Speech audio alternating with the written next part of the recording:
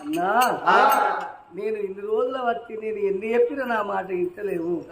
ఈ అడవి లోపల నేను పెద్ద మనిషిని అయిందా అన్న. నువ్వు పెద్ద మనిషి అంటే అప్పటి వరకు కూడా ఆ పిల్లగాడు తెలుసుకుంటాడు.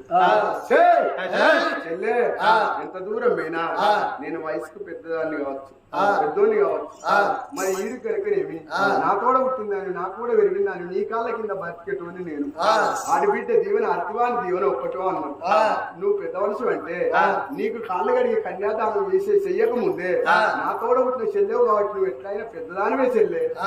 అయ్యో చెల్లె నువ్వు నాకన్నా పెద్దదాని ఎట్లయితే అంటున్నావా అన్నరా అన్నరా